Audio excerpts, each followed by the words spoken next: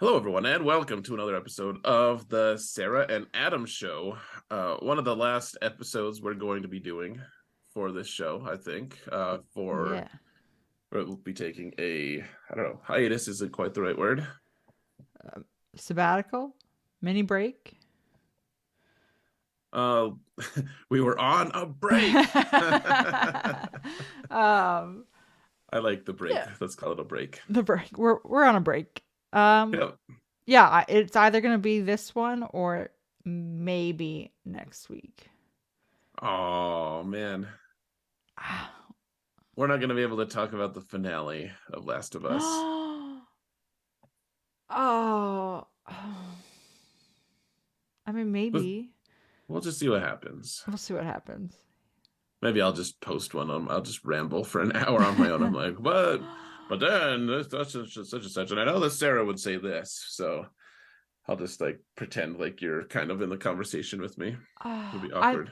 I mean, technically, the finale is happening before my due date. Hmm. Just saying. So, I mean, and we're live here right now or whatever we're recording, but and I've said it to you before, like whatever you're comfortable with. I don't want to push you on it. If you feel comfortable enough at that time, we'll just have to wait and see. I'm sure you can't make a commitment right now, Right. but I am always open to it because I don't have the constraints you do by any stretch. Right. Maybe it'll be an exciting episode. So stay tuned, folks. We might just keep going. Uh, um, It might be. You might be like in the middle of it, like, I gotta go. yeah. I'm Oh man. like, can you edit it first and publish it? Yeah. Sure. I'll get right on that. Oh Good, man. thank you. Well, yeah, like all the birthing classes that I went to, they were like, oh yeah, just finish what you're doing. So that's all you have to just finish what you're doing. I was gonna say this week at the doctors they were like, don't need to call us right away. You just stay at home until this amount of time and just relax. So as long as I can stay relaxed while we're doing People are people are gonna think I'm such a jerk. I'm like pushing you into. I'm like, no, we don't have to. anyway. Jeez. All right. So today we're talking about episode 7 of The Last of Us, Hmm. episode 1 of season 3 of Mando, Yeah. and we're skipping Bad Batch again for now. Yes. Yes. For now. Let's try talking about it next week though, Okay, if we deal. have time. Deal. Cool. Um yeah, so we'll talk about those two. And I did like then the Zillow Beast episode, by the way. for Bad Batch, Mm-hmm. I watched it at work today. Um where I usually watch it. That's awesome. Um, Uh, okay, so do we have news though? yeah, so I found this little tidbit which I thought was like kind of interesting about. So it was talking about Jon Favreau and Dave Filoni, but particularly Favreau, and he was talking about Mandalorian, and he did confirm that season 4 is written. So they've written the scripts and have gone over it, etc. But what I thought was really interesting, and I wasn't too sure how I felt about this um, at first, but he basically was saying that they love writing the characters in The Mandalorian and exploring storylines and stuff, but they don't really have like a set ending in mind for them. And they're intending to like have resolutions happen, but like then there could be theoretically new things that pop up or not. And like they haven't really made a plan. But it is supposed to be designed to be part of like a larger Star Wars storyline universe that ties into Ahsoka and Skeleton Crew. So it sounds like they kind of have a plan, but not have a plan for it. And it was just a really interesting thing because I don't know, I kind of just assumed that they had like a set goal in mind of what they were going to do with the show. I bet what they're doing is I bet they have a bigger goal in mind. I bet that they're like, okay, here's the thing, and you and I were talking about this previously, but my hope, like, and so I'm just like projecting. I'm like, I'm sure they're doing what I hope they're doing, Hmm. but like, I want them to go explore a different corner of the galaxy. That it's like we still see some familiar things, but it's all out out in, mostly uncharted places, and it's like, all right, some familiar because we need some familiar, Hmm. but then a lot of new weird stuff that could be happening, and that would explain why all these other like really important characters, like why are Bad Batch not part of Right. the rebellion, like because they'd be the same age as Rex, but Rex was old enough to fight, and Omega especially would be prime, age to fight. Yeah. um and they're not going to just kill off Bad Batch like that. Dear Lord, can you imagine, like, after Oh all my these gosh. episodes, like they all just die and want like the finale? Why would you even like voice that thought? Well, I'm just saying, like they're gonna be alive. Yeah. No, no, no. All right, so I can't even imagine like the turmoil and uproar that would cause. it would suck if one of them died. Right.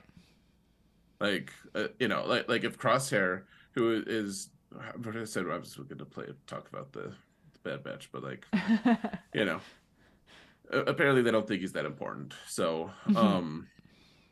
yeah, if they just kill him off, I guess that's fine or whatever. But maybe I'd still would be like, oh, that sucks. That feels awful.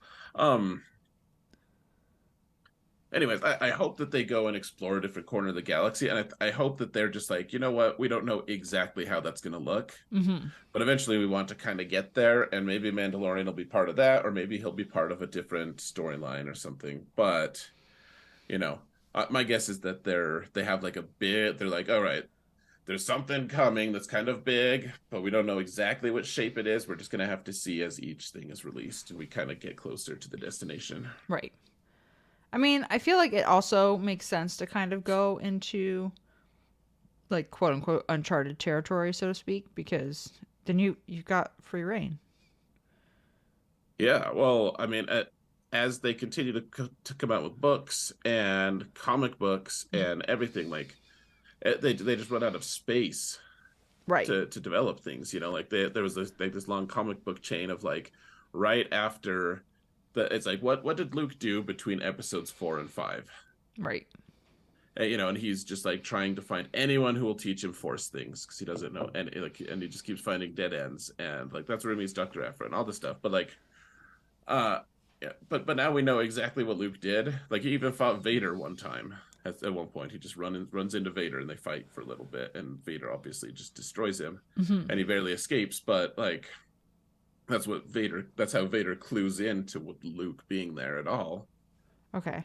Because they're like the son of Skywalker could be, like they have the Emperor and Luke have this whole, or the Emperor and Vader have this whole conversation, and it's like, how did Vader even know that Luke exists? Actually, like he blew up the Death Star, but that doesn't mean he knows that it's his son who did it. Right.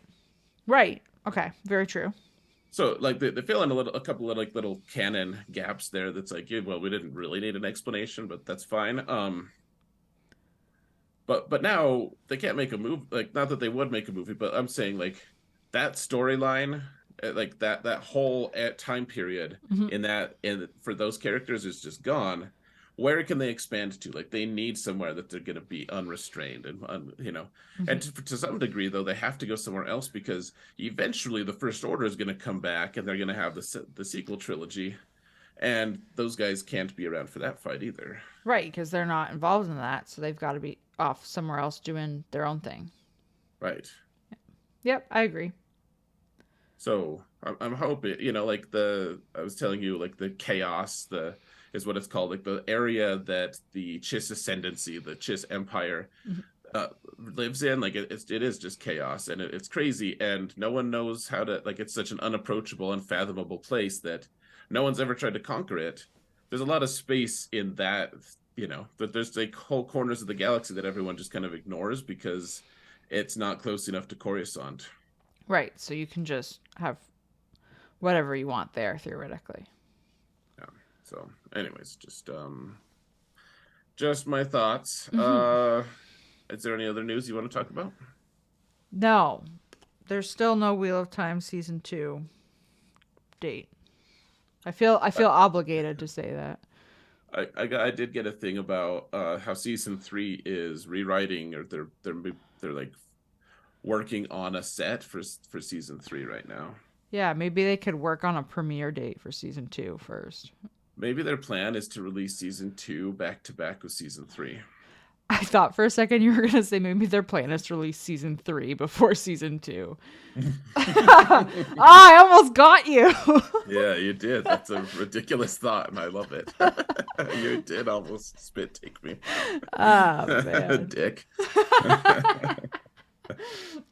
Okay, but we can that's it. We can move on. We can end the show because I almost got the spit take. All right. Goodbye. I almost got you. You'll only see that on the YouTube version. It's just fantastic. Okay, moving on. The Last of Us. Yeah. So, all right. So, Last of Us, it's all we got like a very, very, very, very brief, like main storyline update, Yeah. which is appreciated, and kind of annoying. Like episode 6, Joel is just like dead, Right. kind of like she's just laying there. He's like out. And I mean, I said like if he dies, that'd be the lamest thing ever. Like he just dies like that, so stupid. And so now it's like, oh well, he's dying. Right. Yeah. But she found that shelter. Like we saw that little house out in the Middle of nowhere. yeah, some building that's kind of close to the train and stuff. So she dragged him there somehow. I don't know how a girl her age drags a grown man that far, but good. I guess if she could rig the horse to I help. was I was gonna say maybe she tied him to the horse or something. All right, that's plausible. Yeah. Not that I need that really. Like people who are desperate can make things happen. But anyways, so let's see. We've got so she's there, and then she's like, basically he's like, leave me, and then she goes into a doorway, opens a doorway, like she's going upstairs. She's gonna do something, clearly not leaving him because she's going upstairs, not out of the house. And then she opens the doorway into a flashback. Yeah. A flashback where we meet Riley. Um, what did you think about this flashback overall? First, can I ask you what did this have anything in the game? Like, was this a thing in the game? Did they just obliquely mention it, or is it just 100% fabrication on their end? So it's not fabrication. I did not play this part because this was like a downloadable content. Oh, it was. Okay. Which I didn't do. Okay. So it is a playable thing, and it is pretty spot on from what I know about it. I know the thing that I know that they changed was the infected in the mall. So in the game, it's more of like a horde, apparently, from what I was reading. But obviously in the show, it's just the one. I like just having one. I like it too, actually. And I was reading this article about it, and I can't remember if it was one of the creators that said it or if it was Bella Ramsey. It was one of them, but they made a really good point, which is that you don't need the horde to feel threatened, because and by having just the one, they really focused on highlighting the fact that you can't ever be safe, because anything that you do could attract, just one is enough. Like that's all you really need. And you have this whole, like, stereotypical moment of joy and laughter and whatever, and that can be dangerous now. Right. Oh, I mean, yeah, it's an interesting thing to be like, well, if we want to be comfortable and we want to live our old lives, then that's not okay. We're just going to die. Right. So that's what I had read that they had changed, was just that aspect of it. But everything else apparently is very true to the downloadable content. Okay. All right, that's fair. Um, I'm just gonna be upfront and say I didn't really care about what was her name? Riley? Riley. I keep wanting to call her Ramsey. So if I call it because of Bella Ramsey, I think. Of, But mm-hmm. I just like when I was talking about this episode to someone else, I was like kept calling her Ramsey. I'm like, it's not her name. I know it's not her name. But anyways, Riley, she's the girl from Inside Out. So I guess maybe I'll try to. Yeah, there you go. Riley Burton was my like big soccer rival for a long time, and when I was growing up too. But that's a dude. So, anyways, the I didn't care about her at all. Like I just maybe I'm just jaded because they've killed every character ever, or. So they come into their lives and it's like, oh, I'm sorry, like you're dead because you just met Joel and Ellie, right? Like everyone, and if they're not dead, they're as good as dead because they just abandoned them. Like they didn't leave with anyone from Wyoming, Right. Yay, I'm glad Tommy's alive, but functionally he's not in the story anymore. He's dead for all intents and purposes. Right. He's not part of the storyline. And so I'm just had my heart guarded in a way, I'm just like, I don't want to be attached to another character because they're just going to kill her off, and that she's just going to die, and I didn't care about her. You care about Ellie, but at the same time, I don't know. Probably for me too. I just relate more to Joel because I'm a guy, and I would put myself in his shoes before I'd put myself in right. Ellie's shoes. So this was I didn't hate this episode. This is probably my least favorite of all of them so far. Okay, that's fair. I think that is fair. I think this was an episode that if you know like the storyline and the game and like people maybe felt like this episode was coming. But if you don't, then you don't necessarily need it. I think it does highlight a really good part of Ellie's personality or character, whatever you want to call it. And it goes back to, I can't remember what episode it was in, but there was that conversation that her and Joel had where she says that it wasn't the first person she's killed or something along those lines to him. And doesn't really elaborate from them or from that point. Well, what person did she kill? Well, so this is the thing, is you could look at it two ways. You can look at it as her killing that infected as the first person that she's had to kill, because they are technically a person. They're not dead. Or and this has been removed. Sorry? I think that their personhood has been removed, but I mean, yeah, like their brain is not functioning. They're still in a human body, I guess. Right, and they haven't died yet. Like they don't die when they get infected. They just get infected and turn.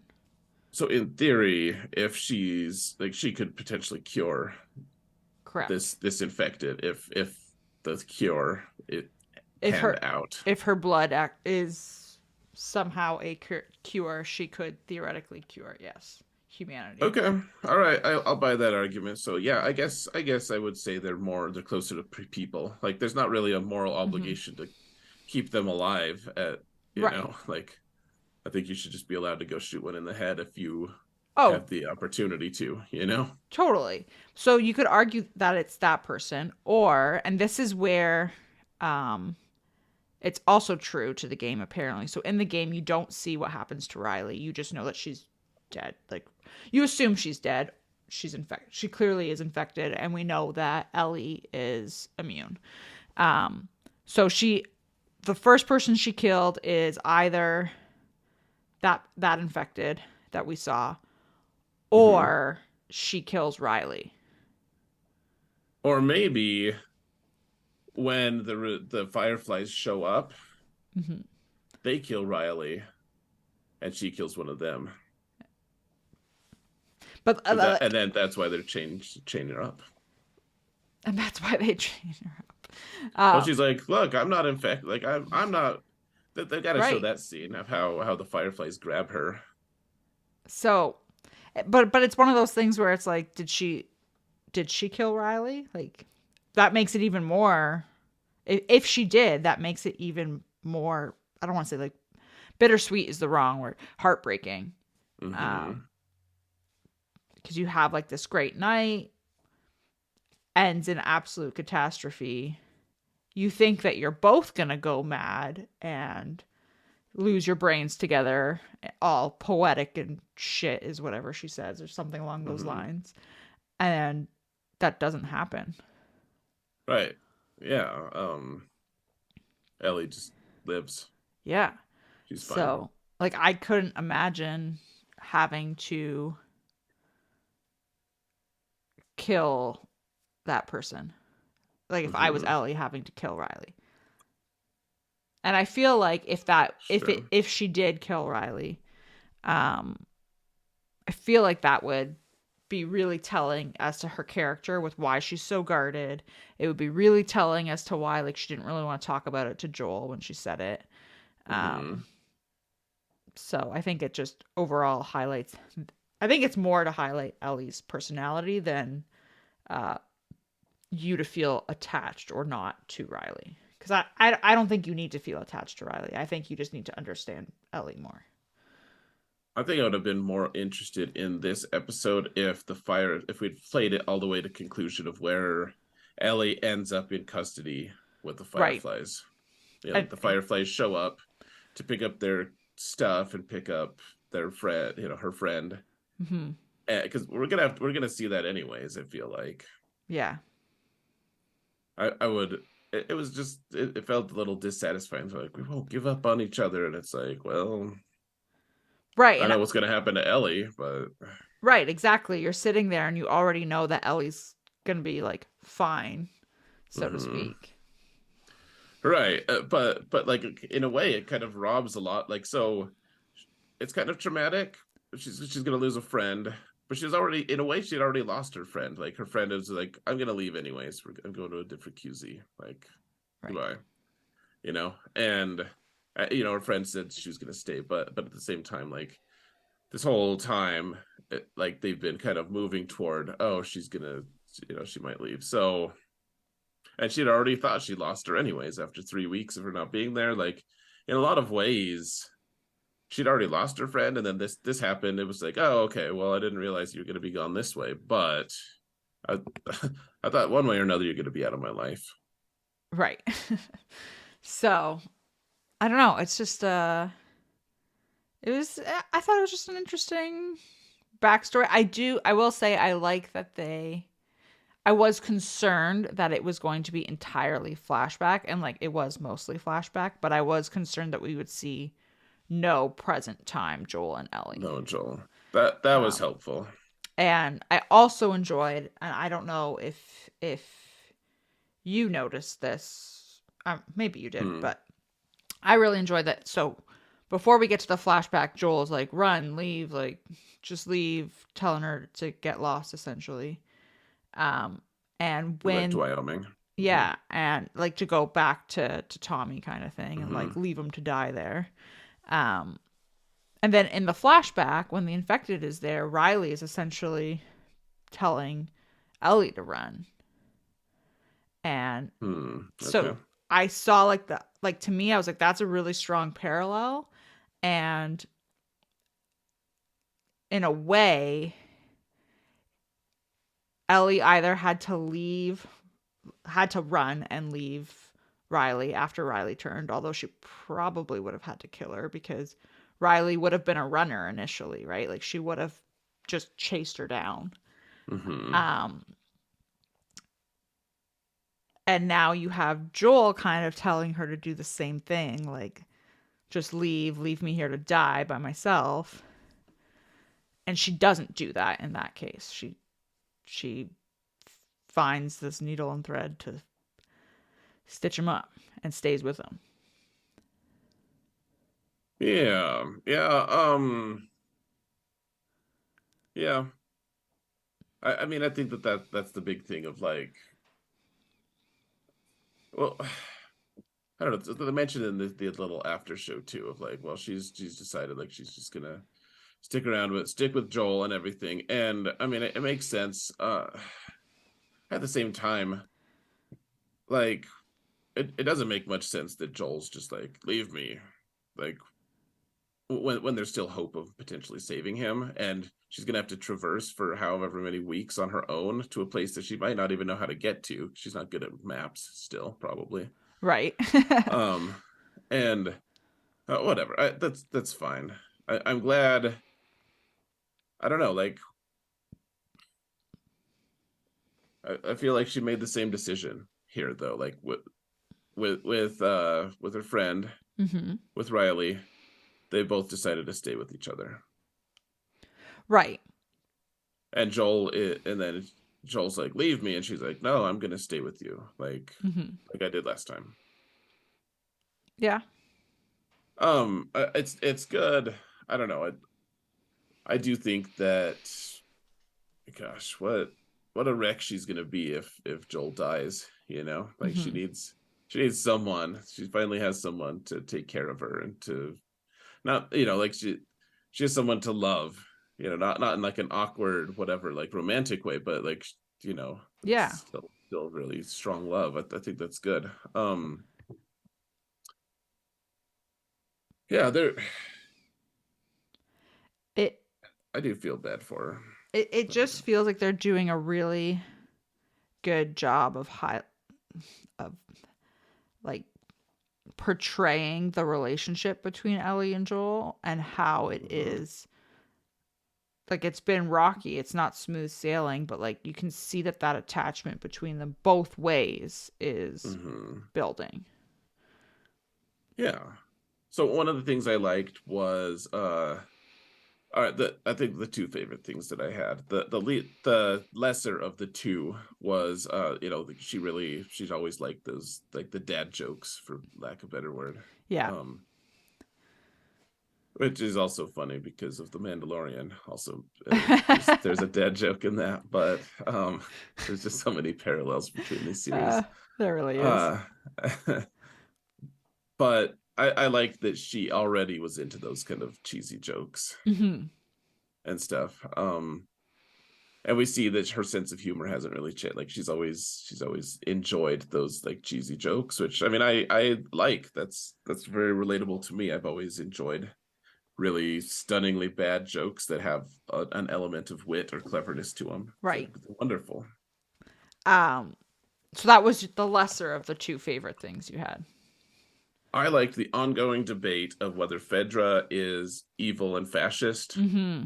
versus whether they're the only thing keeping us together. Mm-hmm. Especially with that like you see that in that scene when she's in um I don't With even their know if like you want to call it like counselor or whatever. yeah, I was gonna say principal's office. It's not really principal's office, but same sort of vibe. Um, Well, and he was great. Like he really showed like, you know, all right, like I acknowledge that other people say that we're a terrible regime. At the same time, you could tell he really believed like we're the only thing keeping everyone from total chaos. right. And I mean, if you look at the like Walking Dead, not that the two can be parallel, but you can't avoid comparison. Like, uh, you know, there every time, like any everyone's just like a bunch of like little tiny city states, and everyone just gets, you know, they're all slowly getting wiped out. Like it's just total chaos. Like at least Fedra has kept it together. Right. And you have these QZ zones and um Hmm. yeah, you're able to, I don't want to say control it, but Well, and I think kind of. that what you think of it in terms of like what would happen if our country just went into a state of emergency and they called martial law or something, and everyone initially was like, yeah, we kind of need it. Everyone just kind of agreed, yeah, that we Right. kind of need this because we need someone who has most of the information, who can make decisions that aren't based off of, like we're not going to have some anti-vaxxer like just shut everything down because they want to be stubborn about something that, or like I just think of anti-vaxxer. I don't mean to bring politics into it. I just like, people have their own. They're like, everyone's like, yeah, we want the vaccine, and then someone comes in and says, no, this sucks, and everything just gets slowed way down because one person has a different interest. Sometimes you need the government to step in and just say, no, we're doing one thing that's going to Mhm. keep everyone alive. You guys can whine about it later. But then it also brings up the question of like what happens, and I think that's what we're seeing with Fedra and the Fireflies is what happens when you have that martial law kind of happen. Mm-hmm. And I think initially, and maybe this is just me projecting or whatever, most people would probably say what you said and be like, "Yep, we need this. We need order. Mm-hmm. We need, clarity, guidelines. All we need to be safe. Like all this." Right. But I think in the back of your head, you might be like, "This is a temporary thing." So what happens when it's Right. been 20 years and you still And have that? martial law hasn't ended. Yep. Exactly. And that's the big thing of like, what do you do? Like, I mean, like the COVID thing, initially, like a ton of people bought into it. Hmm. It wasn't like a political thing as much. That's all, there'll always be politics, but like a lot of people were like, all right, we'll do this. Even the people who really felt uncomfortable with it, everyone, there was like a large amount of backing, and slowly people, other different groups started pushing back and Hmm. hating it and hating it. And then at some point, I know that I was like, all right, I'm good with the quarantine. I even like it because I'm introverted and don't, like, I've been training for this quarantine my whole life. Right. Like, can we just always do this? Yeah. Like it wasn't that big of a deal to me, but at some point I remember they were like, oh no, you got to wear masks again after like telling us we didn't have to. Right. And I was just like, I remember just being at the store. I was wearing my mask again and feeling just so angry about it because I had felt, I'd been able to not wear a mask for several weeks before that. Hmm. And I looked around the store and like almost no one was wearing them. And I just reached this decision point. I was like, nope, I'm done. I'm Hmm. not going to wear them anymore. And that, like, at some point, everyone just kind of just started, all right, no more masks. We're done. We're done with this. Right. Not that it's bad to wear a mask. I'm not saying anything. It just, people could choose to be done with it. What happens when you can't just choose to be done with cordyceps? Right. In fact, and like this imminent danger, you need someone to protect you. Well, and like that's the thing. Like you've hit this point where this martial law hasn't ended. You're still, quote unquote, under the thumb, so to speak. But the Hmm. threat isn't gone either. Right. Well, and So, then, sorry, go ahead. no, go ahead. I interrupted you. Um, no, and I was just gonna say you're also in this area where you like most people, like Joel, let's use for an example. He remembers what it's like before and now during, right? So you can, Hmm. and like this might be the new normal. But if you have people like Ellie being born and raised, this is all they know. So Right. it might not seem as, I don't know, I'm speculating, it might not seem as oppressive because that's all they know. Sure, they could have been told about the past, but they haven't actually experienced it themselves. Whereas if you've experienced it and are now being forced into the Hmm. new normal, so to speak, you could long for that and want that back again. Sure. Oh, well, there's also an interesting thing of like, okay, so Ellie is clearly, she seems like she's kind of a favorite of this counselor guy, Right. right? And so you also have to think like what the counselor guy clearly didn't think much of her friend, Hmm. He's like, yeah, you get to guard sewers. Like, you don't even get to do the sewer stuff. You just stand there with a gun while people do it. Right. But with Ellie, he's like, oh man, like you're awesome. He clearly believes in her, and in a way, I think that probably really influenced her too. Of like, you know, people. There's just so much literature about like kids really look for those role models, like they really want Hmm. someone to look up to and stuff. And you got to think he's going to take in her under his wing a little bit. You don't really know exactly, but like he opened up to her and really talked about like your stuff. Here's your stuff. Like how much did his mentoring mean to her, and that influenced her to be like, all right, like this isn't so bad. And what if he had also mentored Riley Yeah. like that? Like, would she still think that Fedra is an oppressive, awful regime, or would she be more like, yeah, like the Fireflies are just terrorists who kill people randomly? Right. Right. That's a great point because yeah, if he had done that, then they would theoretically, if that's the case, they would both still be there. Right. Well, I mean, and maybe she's just built differently, and she was always going to reject Fedra. I don't really know. I Mhm. just a lot of the themes of this show have to do with parents and parent figures, and like their influence, and how important it is to have someone trustworthy or someone good to. I mean, I've always said like the most important thing a person can do is be a good parent. Right. I don't care if they're like a nuclear physicist and doing things that very few people can, because there's only a few brains like that in the world. I still think that if you don't raise the people who are relying on you well to be good, responsible humans, Hmm. then like you failed. Honestly, like they're the next generation. Like they probably have your brain. They can go make a difference themselves. Right. So, That's a good point, and that's a real really highlighted in this. well, yeah, I like finding those little themes of like how important are relationships. Hmm. The introverted side of me wants to be like, ah, you don't need them really, but I mean, the reality is, I think that you do need them really bad, no matter who you are, Hmm. and the hope is that you'll have the discretion to choose people to influence your life in a good way. Yeah. Yeah. That's totally fair. Um, So, any other things that stuck out to you this episode? I know it was probably mostly like flashbacky. That. so yeah, I don't know. It didn't really matter that much to me. So like they kissed each other, and Hmm. they're apparently attracted to each other, and that's fine. Nothing, no issues with that. It was an interesting thing. It's like we've had three total relationships in this show so far. You're right. um and of those three, there's one straight and two gay, and that's fine. I Hmm. don't like this is such a small sample size, it could be whatever. I did roll my eyes just a tiny bit about it. I was just like, oh, they're gonna have like they're like, are they? It made me feel like they were just trying to push that a little bit more than. And I don't think that doesn't really matter. It was just an interesting choice. The thing I did appreciate though is that they didn't make it. That they made it very human. They didn't make it gratuitous or Hmm. anything. I think that's why it works so well.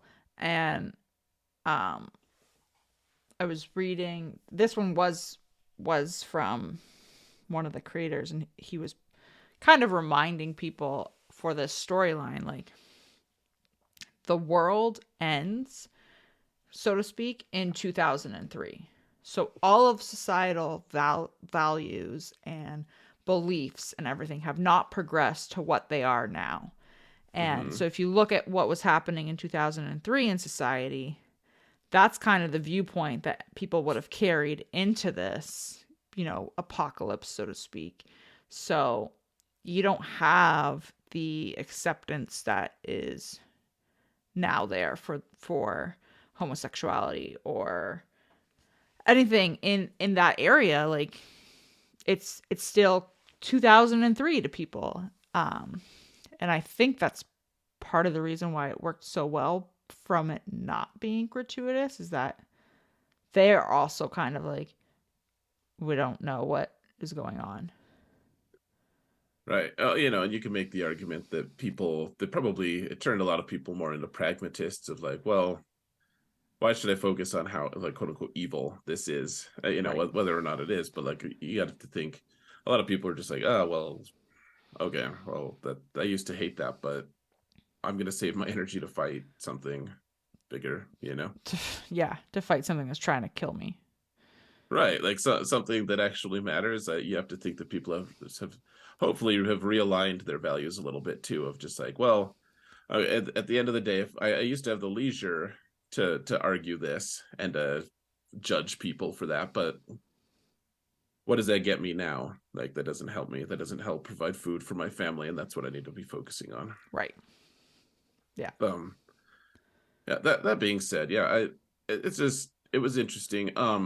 I appreciated that they didn't make it gratuitous because we've talked about that a lot. Like, I don't like it when they just make it like, you know if the show is mostly males watching it, they could have done that and maybe gotten a higher rating or something. I don't know, but yeah, it was interesting that whole thing. I didn't like the clown face that the girl was wearing. It creeped me the hell out. Yeah, I was not a fan. Mm-mm. No. I did. Oh man, I did have to chuckle at they had like a smartphone joke in there or something, Yeah. Yeah, they're like, what's it? Or and they screenshots. screenshots. Mhm. Yeah. I was like, they're like, what even is that? I don't know. Like, they didn't get it, Yeah. and it's just funny because it's unfathomable to think right now that two girls that age in this society Right. would not understand that joke. But right, and that just like highlights even more of how society stopped, and then you have like people who remember beforehand and people who don't. Hmm. So now that I'm thinking, like, were screenshots a big thing in 2003? Because that's when the Uh book would have been written, 2003 or you could before. take screenshots on your computer in 2003.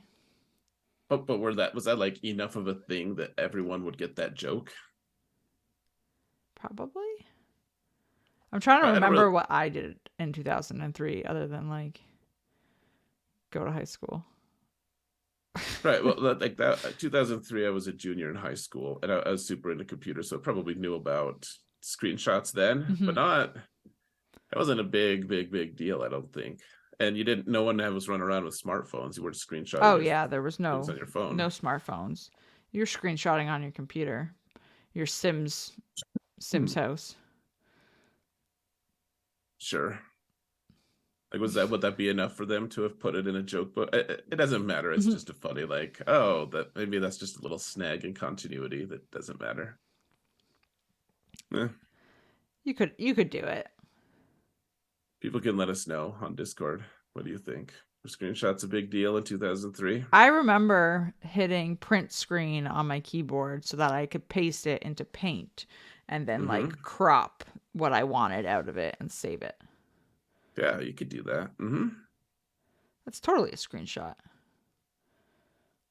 I'm not debating that existed. I'm debating if how many people cared about screenshots back then enough to put it in a joke book that most people would be able to understand the joke. Probably. Let's say yes. I'm gonna say I think it's BS. I don't think that's would have been a thing. Oh man. Anyway. But I don't care really. Anyway. Okay. Any last words on Last of Us? No, I am very intrigued to see where we go. Excuse me, the next two episodes because there's only two left and I feel like we have a lot to get through. I agree. So hopefully it's I don't know. I don't want to say speedy because I don't want them to rush it, but Hmm. you know, I'm sure it'll be well done. I hope it will. The preview for the next one looks, we're back in it. Yeah, exactly. It's gonna be interesting to see if Ellie really, like. I have, Bella Ramsey's a good actress. Hmm. She is. I just I feel like Joel has really carried a lot of the pressure on this season too. Um, you know what I read actually that is interesting about Bella Ramsey is they actually told her not to play the video game so Mm, that she could have her own take on Ellie, and not try to just emulate the Ellie that you get in the video game. okay. Anyway, I just thought it was an interesting thing. Oh, it is. Yeah, she's I never know what to think of that. I'm like, well, so they're trying for a bigger audience. Like, I guess the thing is they're already going to get the people who have played the game to Yeah, watch it, or to not to, but one way or another, they already have that group kind of under their thumb a little bit. Like, those people are going to watch the show, even if it's just to hate it a lot. But what they're really trying to do is trying to make it appealing to other people. right, So right. eh, that's cool. Um, yeah. Anyway, do we want to talk about Mando? I think so. Right. Um, Yeah. season 3 premiere. Only 35 minutes. Yeah. Or maybe even less. The credits just last forever. Yeah, that's true. Like 32 minutes. Yeah. Um, what were your expectations going into this? What were you hoping for? What did you think would happen? I don't think I had like specific expectations of what I wanted to happen. Um, I just knew that I was going to enjoy it. You knew you were going to. Yeah, I just knew that whatever it was, I was like, whatever they're gonna throw at me, I'm gonna like it. Wow. Okay. Did you have specific expectations? Mm, no. I hoped I would like it. I didn't assume. I just feel like I have enjoyed the last 2 seasons so much that I really didn't think that they could disappoint me right away. I mean, this is the third season. They might have mailed it in. You never know. True, but I don't think that they did. I really liked. Okay, I I will tell you exactly how I felt. So I threw on the episode, and you've got the like little recap Mm-hmm. tidbit thing, and then you've got like the Disney Lucas Star Wars, like everything starting up with the music, and Yeah. Mm-hmm. then you hear the armor clanging for the Beskar, Mm-hmm. and like you don't see anything, you just hear it, and I was like, this is fantastic already. Like as soon as I heard it, I was like, man, that is so like I just immediately felt happy. Good.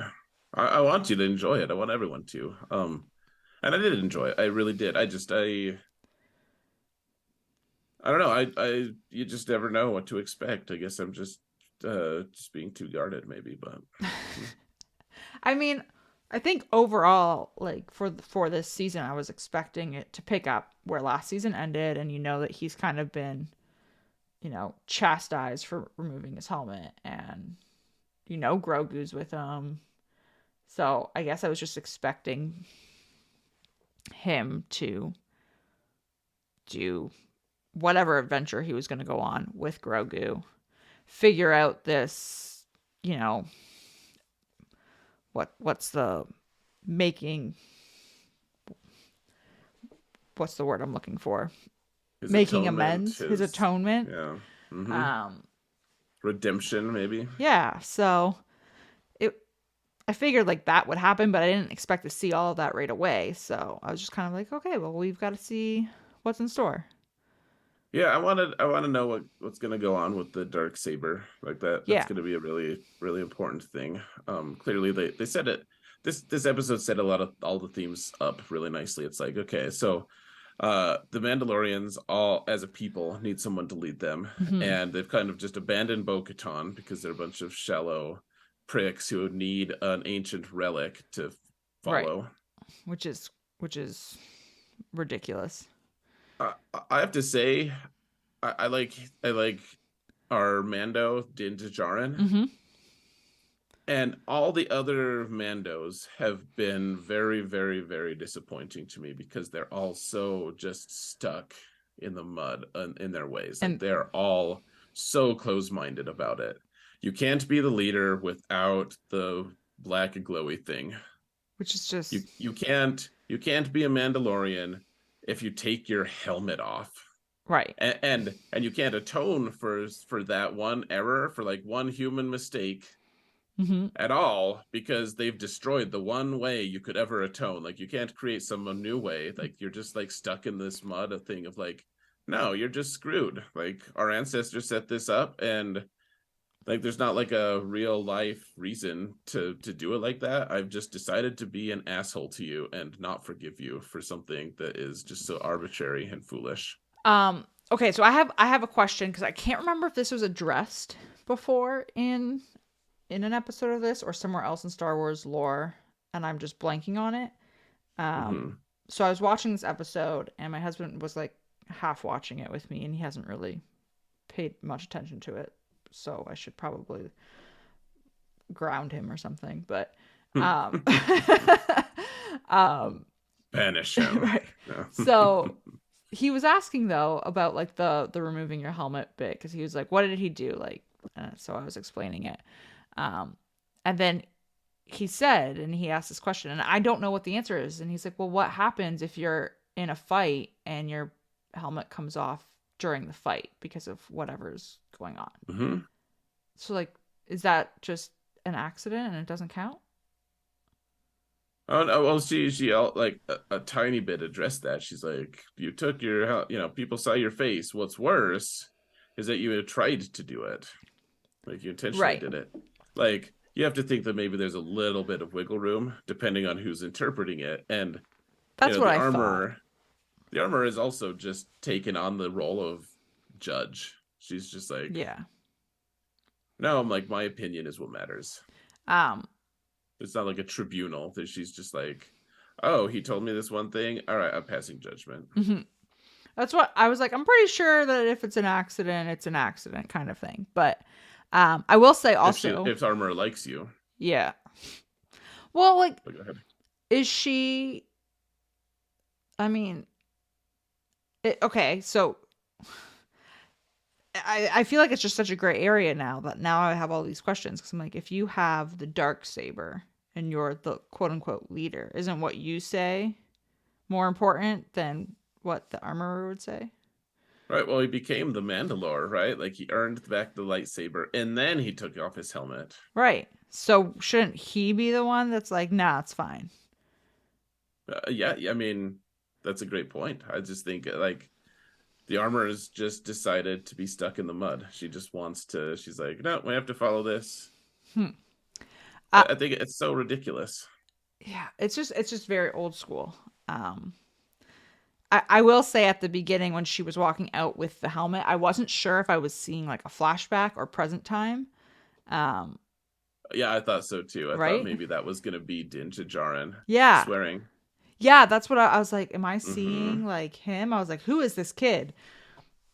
Um, Right. and it wasn't, which I guess is fine. That's fine. So, what did you think of like?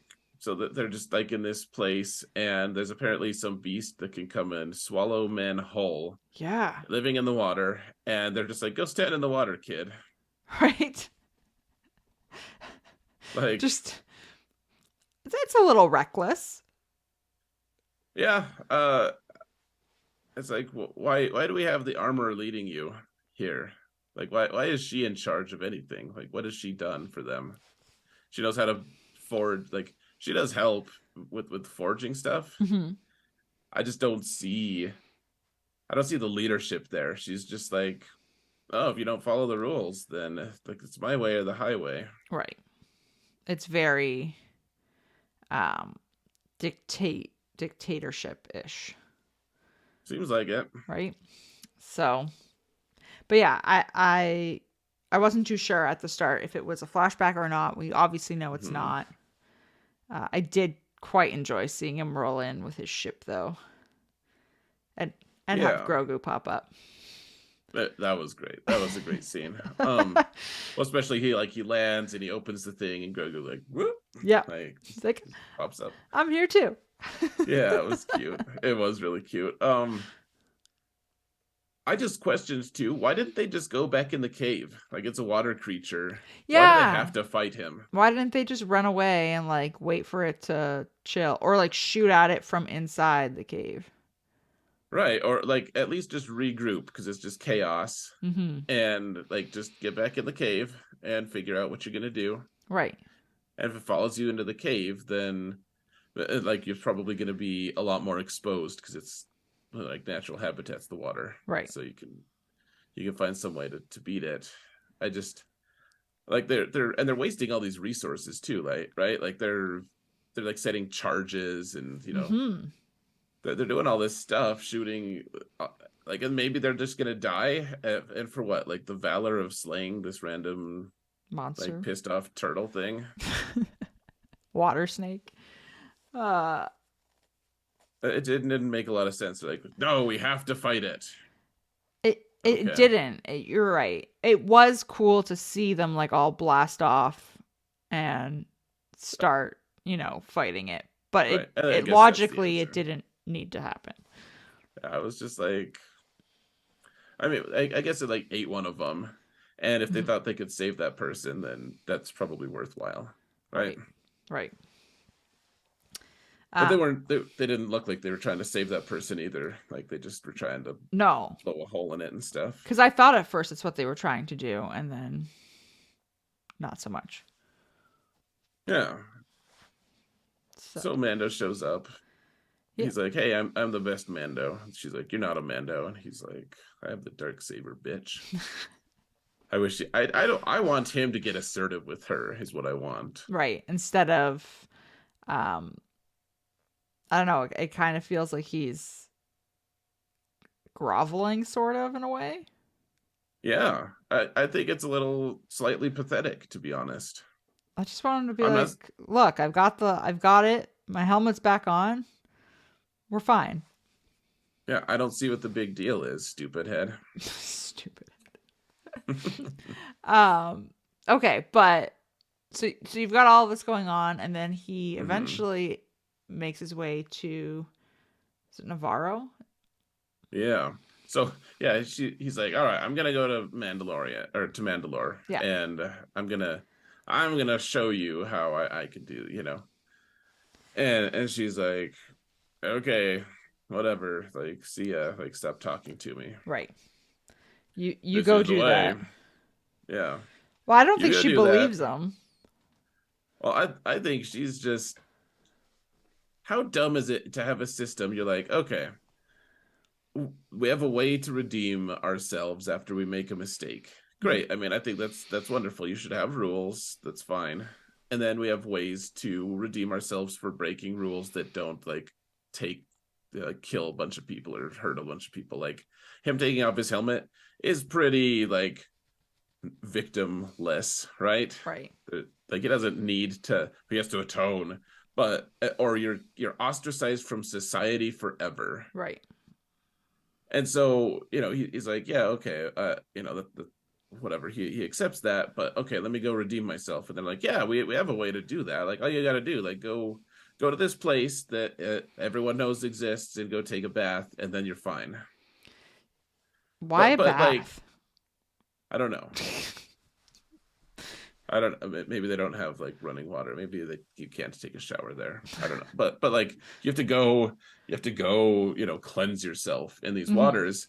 And it used to be like super accessible. Right. It sounds like all the Mandalorians are like, oops, oopsie, I showed my face. I'm gonna go. I'll be right back, guys. I'll ritually clean myself or whatever, and Right. we'll be fine. But like that It's, doesn't exist anymore. it's the Friday night watering hole. Yeah. Like everyone's just cleansing. Well, seriously, they're yeah, like or more like the Monday morning one after a weekend of debauchery. Everyone's like, "Oh, I had the craziest weekend. I gotta go ritually clean myself now so I can be accepted back into society." Do you have to wear your helmet when you're taking the I don't know. bath? They don't tell us. Uh, Maybe we'll see, but maybe that's the only thing you wear. I'm just curious now, like if you're all that, because like if it was that accessible, wouldn't you just kind of have to cleanse yourself right away again if you weren't wearing your helmet? Right? You just like have to stay there because you just can't ever move because of it. uh, It's like this, but like there used to be like a very easy solution. It sounds like right. I don't know exactly, but like okay, you messed up once, you're forgiven. Just go say 10 Hail Marys. Hmm. You know, like that's what the equivalent is. But that's this is like, hey, I messed up a little bit, and she's like, you can't be forgiven, asshole, Right. It's just ever. immediate. Which, okay, so Like you're now, excommunicated. You can't go to heaven. Like you're screwed. Like screw you because the Imperials, some outside force, chose to bomb this place out of existence, and we just don't have any way to forgive you now. it just kind of makes me wonder if there's something else that maybe happened in their history for this, for it to go so extreme. Um, Yeah. Well, we don't know. I don't know. Just curious, I guess. I maybe she's more being more reasonable than it seems like, but this just seems like, hey, you used to be able to be forgiven for like victim free offenses. You Mm-hmm. know, Mm-hmm. like here's the thing you can do. Okay, like even if it's unpleasant, maybe the ritual waters are gross. You know, Right. Ugh, dirty like go bathwater. yeah, like okay, like fine, I'll go do this unpleasant thing, and then I'll come back. But she's like, no, I've decided that there's just no way to do it now because someone decided to bomb those things. That's out of our control, but you're just screwed, and you'll never be a Mandalorian again, even after small, tiny, stupid, insignificant offense. Right. I just have no respect for that like extremely narrow interpretation of things that like how long ago was that creed written? You just have to adhere to it, dogmatically. You got to do it. I don't know. I'm just whatever. I'm annoyed. You can see, but all right. So he's like, all right, fine. I'll go do this. Goes to see Magistrate Grief Karga. Yep. High magistrate. Exactly. He corrects people on it. And Uh, I loved one of the first scenes is Grogu in the chair just spinning it around. it's such a kid thing to do. Oh yeah. Yeah, my wife was like, "Oh yeah, look, that's our youngest boy." You know. I'm pretty sure I do that at work. Like, just sit there and spin. Even you do it. Yeah, You just do it for the kid, right? totally. That's 100% why. Right, Right. right. Have not ever done it before that.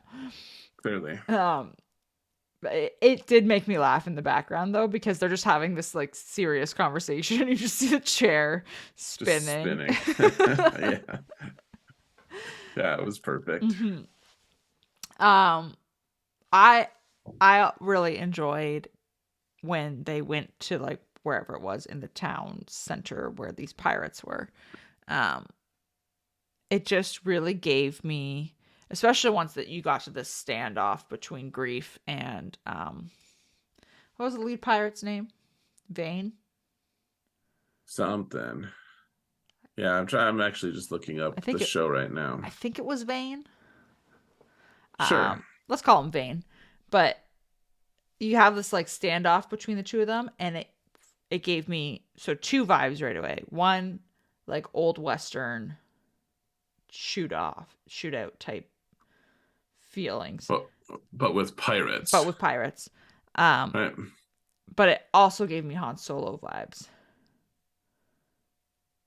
Han Solo vibes in what way? Just like the whole like being ready to shoot real quick.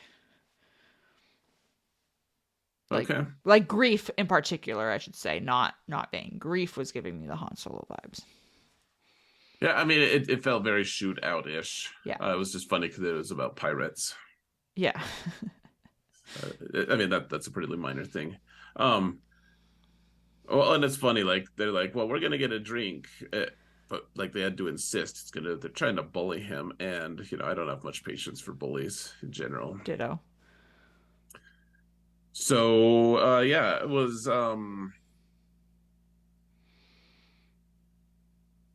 thought it was an interesting thing. I remember at the start, like season one of The Mandalorian, he was like, no, I don't trust droids. I hate droids. Don't trust them. Yeah. So it was kind of touching to see like he still trusts IG-11, even though he still maintains his lack of trust in general. Right. IG-11 has clearly found its way into his level. Like he's like, I'm good with him. Right. And it's interesting too because it also highlights the fact that he doesn't trust droids, because he could go out and get any droid that he wanted. Mm-hmm. Right. And he's not. He's not. And so it's even more like family is important to him. You can tell, because it's kind of like like your crazy uncle who did something, and people are like, dude, like he just did this crazy thing, and you're like, no, he's off his medications, he's fine, like he'll be okay, like you like defend him, and he's like, IG-11's like, oh, I'm gonna kill Grogu now that I'm awake. Right.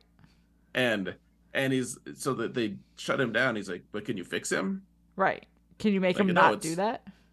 right. Like, can we get him back to where he was? Because I trust him. Mm-hmm. Even though, even turning him on, like he's not trustworthy anymore. He Right. still trusts him on like a really fundamental, foundational level. Right. I did kind of laugh about it too, because they were like, okay, yeah, well, he's like, I need him back, like from this statue type thing, and turn him on and fix him and all this stuff. And I was sitting there and I was like, of course you could. Like, it never crossed my brain or my mind that to be like, yeah, we could just bring the droid back, like just restart, just fix him, and he comes back and you're all good to go. Like, it never processed until this, where they're like, yeah, just bring the droid back, and we need IG-11, so let's get IG-11. Yeah. And Which is fun. I was like, oh, I like IG-11. right, and then bring in all of Babu Frick's cousins and have them work away. Yeah, I don't think any of them were specifically Babu Frick, were they? No, I don't think so. I was very excited to see them, though. It just made me laugh. They were fun. Yeah. It's nice to see like these little things that they can drop in. I feel like it just adds more humor and lightheartedness to it. Yeah. Yeah, and it's fun to yeah, it was fun. Like there's a lot of nostalgia that they used this episode. Mm-hmm. So, yeah. So, I guess he's wanting IG-11 back, and he needs to get, what is it, a memory chip? Right. Like you have to. It's like a quest within a quest. Yeah. It's like, okay, can't go to Mandalore without a droid. All right, we can't have the droid that I want without the chip. Right. You start this quest, and then you end up going on a sub quest. Yeah. Yeah. It feels very video game-ish. It does. Which is fine. I mean, I'm always more about the journey instead of the destination. I don't really care where they end up as long as it makes sense for the story. What did you think of their explanation on Cara Dune? They were just like, oh yeah, like she's off. She can't be my marshal because she's off doing other things that she wants to do. I mean, I think it made sense that they did it. I feel like you needed to do something like that, especially if you're going to have Grief say that he needs a marshal, and to like go through all of that. Your first thought is going to be Cara Dune, but then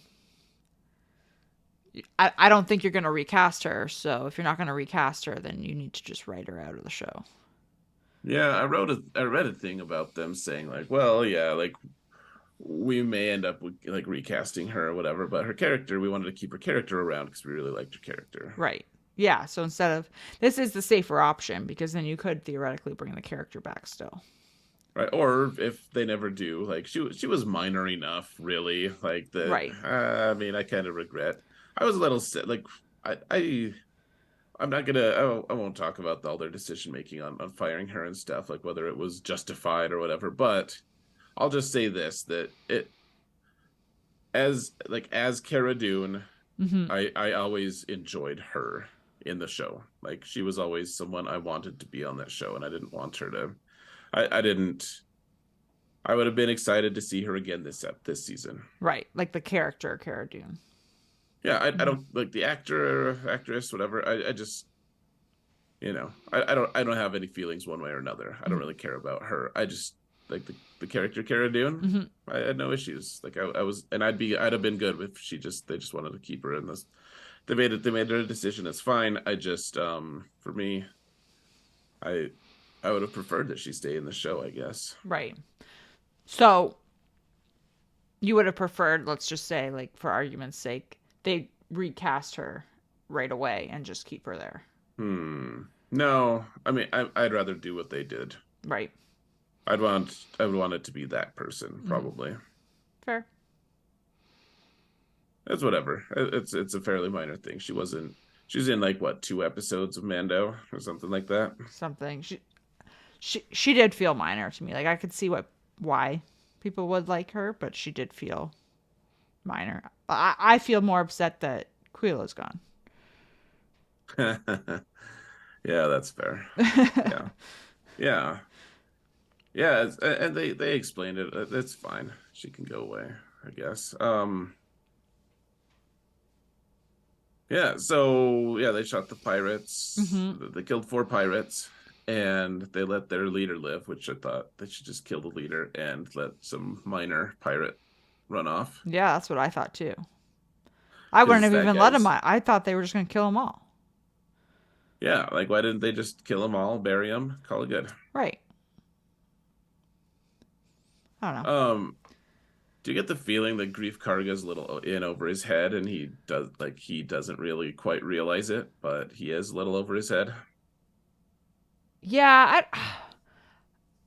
it, I felt like maybe that is the way to phrase it. It felt like he was doing like it almost felt like he read like a how-to book for dummies type of thing, like how to be Hmm. high magistrate for dummies, and was following all of this like step 1, step 2, step 3 and just going through the motions, and doing it in a specific order. Um, Hmm. so it felt almost like he was playing dress up. Uh, I feel like he just has a dream, but he doesn't quite. He's like, yeah, we want to be independent, but Yeah. like now the Republic's not going to protect him, and now he's got pirates hanging out, and he's like, oh, we'll let him live. I don't know. I feel like this season might end with like a big war between him and the pirates or something. Yeah, I feel like he bit off more than he can chew. Yeah. Well, and it's funny, like his insistence that he has to be the high magistrate. He can't just. Right. I mean, it's like someone who's saying, like a general. If you call him a general, and instead of like they're like, no, brigadier general. You know, Hmm. like you have to, like it's not lieutenant, first lieutenant. Hmm. Like you can't just call them lieutenant. You have to call them by their like slightly higher designation. Like it's like it's a point of insecurity, Right. is what it is. Like he doesn't. Someone who is secure in his place wouldn't insist on that. Hmm. Yeah. I just thought it was humorous, but yeah. Oh, I mean, it was funny for sure. I think he feels like he's an imposter too, a little bit. Hmm. I could totally see that.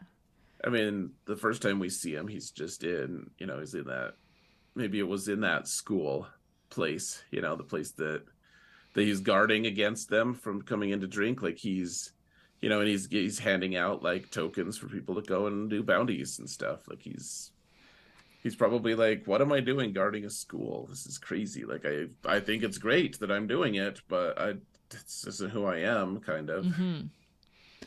Um, yeah, I'm curious how that's all going to play out, or if he, like, if it is going to be kind of like standoff between them and the pirates, like you're saying, or if Right. he's more in the background, kind of helping Mando throughout the season Hmm. and just kind of being like, here's your next quest.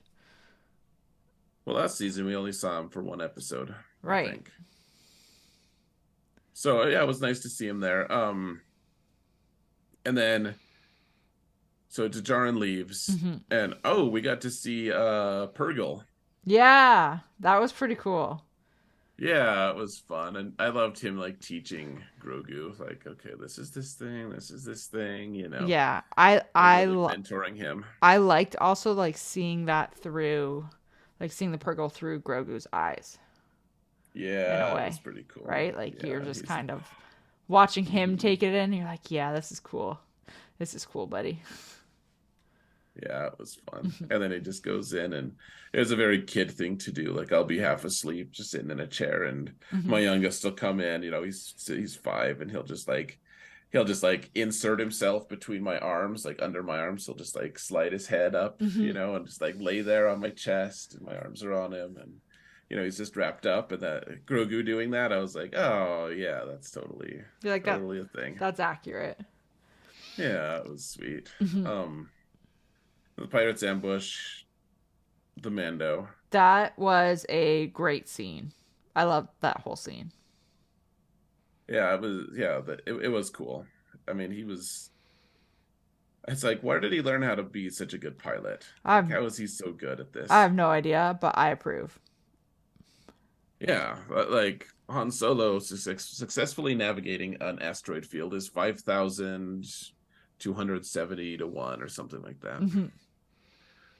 Din Djarin having a like starship fight, like a whole like full on have to kill 6 ships kind of thing in the middle of an asteroid is apparently no big deal. Yeah.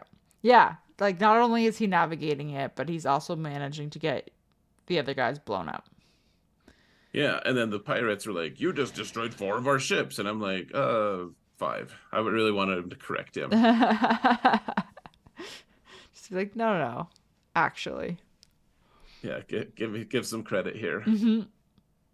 Um, yeah, no, but I just enjoyed like that whole scene, the whole chase and all that, like, between him and the pirates with the ships and everything. I thought it was really well done. It was super entertaining.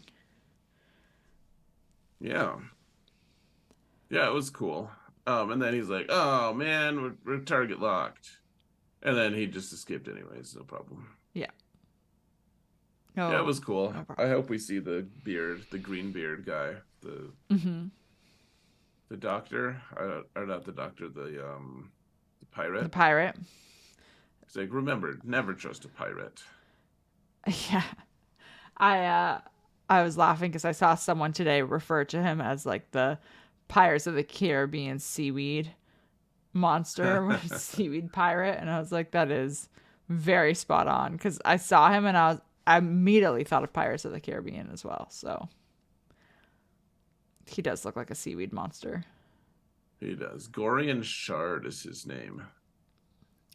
A surprise new villain has entered the Star Wars universe. Meet the space pirate king Gorian Shard, Yeah, it sounds like who, he's gonna who, be around for a while. who seems to be a mix of DC's Swamp Thing and Davy Jones from Pirates of the Caribbean. See? All right. No, I think we Yeah, will. I think we will see him more. So I guess so. Yeah. Looks like a Muppet. A um little bit. so yeah, but like overall, like I thought the first episode was good. I don't think it was mind-boggling. Like I wasn't like, "Oh my gosh, this is going to be so amazing." For the Right. season, but it didn't disappoint me. Yeah. Oh, so the final scene, he talks to Bo-Katan. Right. Yes, sorry. Because And Bo-Katan's like, yeah, people won't follow me because I don't have the black glow stick. mhm, which she still has. Like, they followed her for how many decades? Yeah. I mean that's that old school armorer mentality that you were saying. So Yeah, I'm like, why don't you just ditch the Mandalorians? They're all a bunch of losers, mhm. and go find someone. Like, go build something else. Go be the marshal for Greef Karga. Oh man. I am I am curious though because I thought that was cool to see like her kind of there by herself, Hmm. dejected. They've all left her. Um She's like, just wave that thing around, and they'll follow you. yeah. I wanted it to turn into like a more of a lewd joke. He's like, wave what thing around? Oh man. But I'm curious though, like, is he just gonna go rally them up and be like, "Hey, I've got this dark stick thing that you guys are so obsessed Hmm. with. Yep, I've got your glow stick. Go pay attention to her." Yeah, it's just weird. So the way he said it too, he's like, "I've come to join you." Hmm. Like, it almost sounds like, you know what? If I could just have you as my leader, I don't even need to go to Mandalore to take a dirty bath. But I'm like, if he's come to join her, like theoretically, he's going there under the assumption that she's leading them, right? What do you mean? Like I'm assuming, and I don't know, maybe I'm wrong here, but I'm assuming he doesn't know that they've all left because she doesn't have the dark saber. Oh yeah, he doesn't realize. He thinks that she still Yeah. has a whole like clan behind her, kind of. Yeah, so I was assuming that like he's going there to join her and the clan, and Right. she would theoretically be leading. Like he's not going there to be Hmm. like I'm taking over. Like Right. he's going to join her. And if that's the case, then like why not just give her the dark glow stick thing? Hmm. Well, I mean, she won't take it because she has to win it in fair combat. Which like this is just so silly. Just take Oh, it. I know. Well, it's like I don't know. It's the whole Mandalore stuff. There, we have a lot of lore from them from the Clone Wars, and a Hmm. lot of it's just like, really, you're gonna let Darth Maul be like your supreme leader because he can beat someone in one-to-one combat, and you're just gonna let him rule the whole planet Right? because of that? Like, how nonsensical are you people? Like, what? Go get a job. Like, stop being so weird. But I just want. So I think Mando is gonna. I think he's slowly gonna pick up the mantle of leader to some degree, Yeah. because one thing that I did notice is he doesn't see himself as not a Mandalorian. Still, he's like, all right, Grogu, look. To be a Mandalore or to be a Mandalorian Hmm. is this, and he's like framing it as this is what it's like to be a Mandalorian, not like to be a responsible human being, or Right. not human being, but like a responsible, like, Person. resident of the galaxy, whatever you want to call it. He's saying, you know to here's the truth about being a Mandalorian. Right. And you could tell he's starting to build his own ideas of it, Hmm. like, this is what it is. And the armor being real pissy about this little thing that I did because my son was leaving me and I needed to show him my face ever, Hmm. and she's just gonna kick me out of her little club for that. Like, that doesn't make me not a Mandalorian. It just makes her look like she's throwing a little tantrum. Right. Right. Exactly. Um, yeah, it's that, but that's a good point that he doesn't see himself as not one. Like he's like I'm still Mandalorian. Yeah, like, I kind of think here's what I hope he's doing. And I know we gotta cut it here pretty Hmm. soon, but here's the thing that I hope that he is angling right now to just take over leadership of the group. And he's like, all right, I'm gonna go cleanse myself in the ritual fires or ritual waters so that I can just swoop in and take your whole group, Hmm. and I'll just be in charge of them because I've got the dark saber. Yeah, and then that's it. Armorer has to listen to him. Yep. Yep. He's like, all right, I jumped through the hoop that you arbitrarily set that you didn't think I could do. I did the impossible quest. Now screw you. I'm in charge. Like, go make me some gauntlets. You know? uh, yeah, it's gonna be. I think it's gonna be a good season. What is it? 12 episodes? 8. 8. Why do they do this? It's always 8. Give me like 17. Yeah, 17 to 39. Yeah, that's a I fair realized number. I realized that I wanted more than like 39, but more than was in the 30 range, but I was already committed to the 30, so I was like, I guess 9 is the best option at this point. Oh man, you could have pulled like a Lord of the Rings and gone like 11-1. 30-12. Yeah. There you go. Oh man. So yeah, possibly we'll be here next week, depending on how things go. Cool. We'll discuss Mando season 2, which will probably be a filler episode. Mm-hmm. Mm-hmm. Or I hope that he goes to see the Jawa lover. What's her name? Pelimoto or something Oh, on Tatooine. yeah, I can't remember her name. She's like, I used to date a Jawa. Yeah. They're so furry. Yeah. She's so the most awkward character in the whole series, and I really, really enjoy her a lot. She's fantastic. I can't remember her character name, but she's fantastic. I thought it was Pelimoto or something like that. You're talking about the Amy Sedaris character, right? Maybe. On Tatooine with all the droids and Yeah. stuff. Yeah, Pelimoto. Amy Sedaris is Pelimoto. Yeah. You don't believe that her name is Pelimoto? All right. No, I believe you. I just couldn't remember her name. Well, and we get to see the bad motivator R2 droid. Right. Or R5, whatever it is. The one that blew a bad motivator so that R2D2 could stay with C3PO. Mm-hmm. In episode 4, yeah. Man.